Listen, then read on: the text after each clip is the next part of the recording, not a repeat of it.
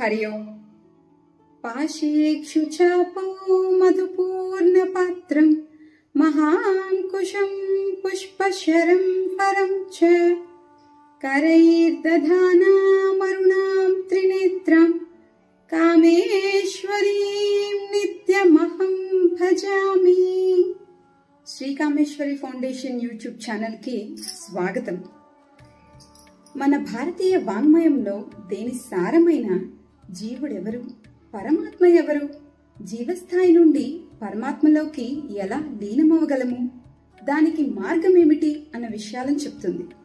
మనం జరుపుకునే పండుగలు, చేసే వ్రతములు, నిత్య నైమిత్తిక కర్మలన్నీ కూడా మనని ఈ లక్ష్యానికి చేరుస్తాయి. ఈ తత్వములు, సాధనా మార్గములు ఒక్కో చోట ఒక్కో మంత్రంతో ఒక్కొక్క విధంగా చెప్పబడ్డాయి. నేటి కాలంలో మనం ప్రతి విషయాన్ని వివిధ మాధ్యమాల ద్వారా తెలుసుకుంటున్నప్పటికీ ఇంకా సంశయ స్థితిలోనే ఉంటున్నాం. ఎందుకంటే దేనినైనా ప్రమాణంతో తెలుసుకున్నప్పుడు మాత్రమే మనకు దాని యందు గురి కలిగి మన పదంలో మనం ముందుకు సాగలుగుతాం. ఈ వీడియో ద్వారా మీరు ఉపాకర్మ గురించి, జీవిత లక్ష్యం గురించి వేద శాస్త్ర ప్రమాణాలతో మా గురువుగారైన డాక్టర్ జమ్మలమడగ సూర్యనారాయణ గారి ద్వారా తెలుసుకోగలరు. మీకు ఎటువంటి ప్రశ్నలు ఉన్నా సరే వాటిని కామెంట్స్ రూపంలో తెలియచేయగలరు. ఈ వీడియో గనుక మీకు నచ్చినట్టయితే లైక్ చేయండి. ఇలా చేయడం ద్వారా యూట్యూబ్ మీలాంటి మరికొంతమందికి ఈ వీడియోను చూపిస్తుంది. తర్వాత మీ వంటి ఆలోచన విధానం ఉన్న మీ వారితో ఈ వీడియోను షేర్ చేయండి. చివరగా భారతీయ వాంగ్మయంను మరియు సనాతన ధర్మమునకు సంబంధించిన విషయాలను సహేతుకంగా తెలుసుకోవాలి అని అనుకుంటే శ్రీ కామేశ్వరి ఫౌండేషన్ యూట్యూబ్ ఛానల్కి సబ్స్క్రైబ్ చేసుకోండి. సనాతన ధర్మము వర్ధిల్లుగాక. ఇక మనం మన వీడియోలోకి ప్రవేశిద్దాం. మనకందరికీ తెలుసు కదా, మనం ఉపనయనం ఎందుకు చేసుకున్నాం. ఉపనయనం అంటే ఉపసమీపే నయనం అంటే దగ్గరగా వెళ్ళడం. ఉపనయనం అంటే దగ్గరగా వెళ్ళడం. ఎవరికి దగ్గరగా వెళ్ళాలి? గురువు గారికి దగ్గరగా వెళ్ళాలి. గురువు గారు అంటే ఏంటి? జ్ఞానం. సో జ్ఞానానికి దగ్గరగా వెళ్ళడానికి మనం చేసే ప్రయత్నాన్ని ఉపనయనం అంటాం. సో అది మనం అందరం ఆల్రెడీ మనందరం ఉపనీతులం అయిపోయాం. కానీ ప్రతిసారి ఏమవుతుంది? ఉపాకర్మ అనేది వస్తుంది అనమాట. శ్రావణ పౌర్ణమి నాడు ఉపాకర్మ అనేది వస్తుంది.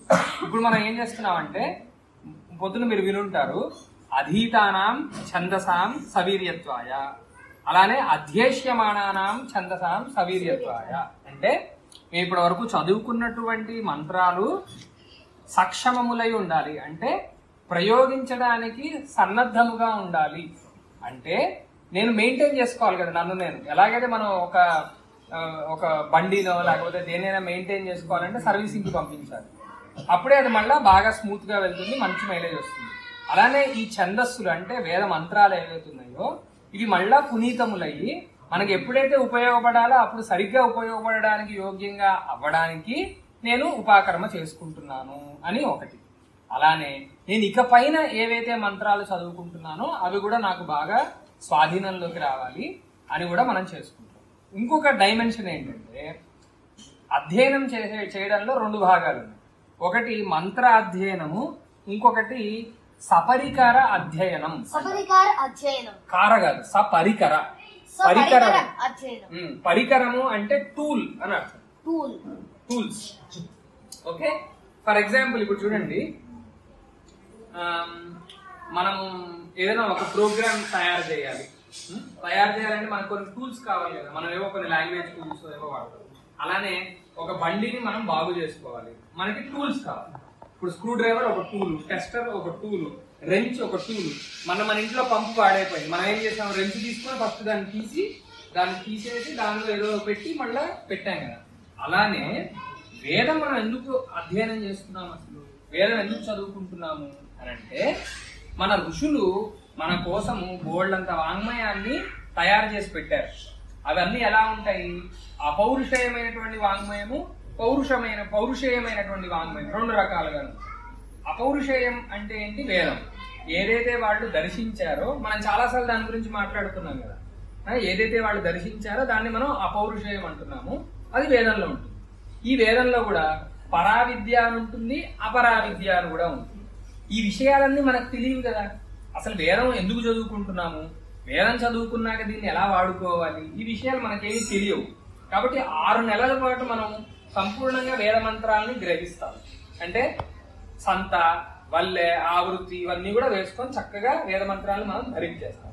మిగతా 6 నెలలు ఏం చేస్తామంటే ఆ చదువుకున్న మంత్రాలని ఎలా వాడుకోవాలి, దాన్ని బాగానే అర్థం చేసుకోవాలంటే వ్యాకరణం తెలుసుకోవాలి, ఈ మంత్రాలని వాడుకోవాలంటే కల్పన తెలుసుకోవాలి, మీమాంస తెలుసుకోవాలి, దీనిలో విచారణ చేయాలి. ఇది కరెక్టా, ఇది కరెక్టా, ఈ ఫలానా క్రతువు చేసేటప్పుడు నేను ఈ మంత్రం వాడాలా, ఆ మంత్రం వాడాలా, నేను ప్రోక్షణ చేసుకునేటప్పుడు ఆపోహిష్టామయో భువః అని ఎందుకు అనాలి, దాని తర్వాత దధిక్రామున్నో అని ఎందుకు అనాలి, ఈ విషయాలు కూడా తెలుసుకోవాలి కదా.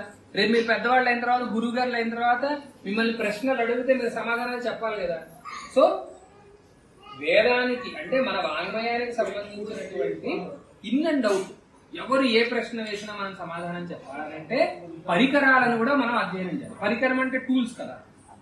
సో ఈ పరికరాలు అంటే ఏంటి అంటే వేదాంగాలు, దర్శనాలు ఇవన్నీ కూడా మనం చదువుతాం. అంటే సింపుల్ గా అర్థం చేసుకోవడానికి సంస్కృతము, శాస్త్రాలు ఇవన్నీ కూడా చదువుతాం.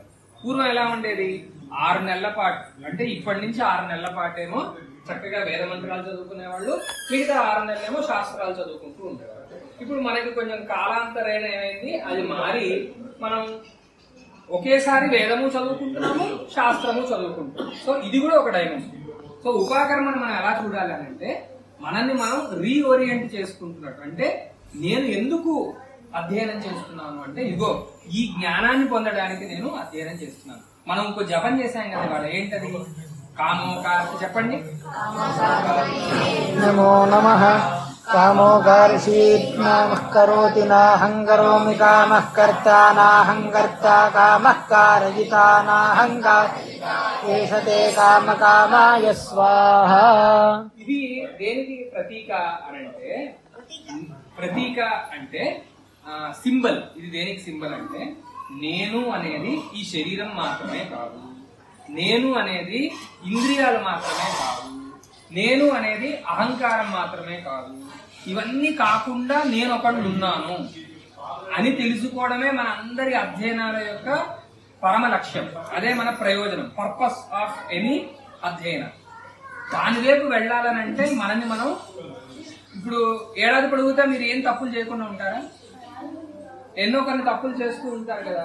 తప్పులు చేస్తున్న ప్రతిసారి మనకి ఏ భావన కలుగుతుంది, నేను నిజంగా ఆ నిజమైన నిజం వైపు వెళ్ళగలనా అనే డౌట్ వస్తుంది. నిజంగా నేను పరమాత్మని తెలుసుకోగలనా, ఇలా డౌట్స్ వస్తుంటాయి. వీటి నుంచి మనల్ని మనం దూరం చేసుకోవడానికి నాయనా నువ్వు ఏమైతే చేస్తున్నావో అది నిజంగా నువ్వు చేయట్లా, నీకు అసలు చేసే స్వభావమే లేదు, కర్తృత్వ భోక్తృత్వ స్వభావమే నీకు లేదు. మరి ఏది చేసేది అంటే కామః, కోరిక ఏదైతే ఉందో ఇది అన్నింటికీ మూలమైనటువంటి ఒకానొక పదార్థము. ఈ కోరికే చేసింది, అన్నీ చేసింది. చేయడం అంటే కర్మ అని అనుకోండి. ఈ కోరికనే ఇన్నాళ్ళు అన్ని చేసింది, ఈ కోరికనే చేయిస్తుంది, చేస్తోంది, చేయిస్తోంది. కాబట్టి అన్ని కూడా కామానికే గాని నేను కాదు, నా అహంకర్త.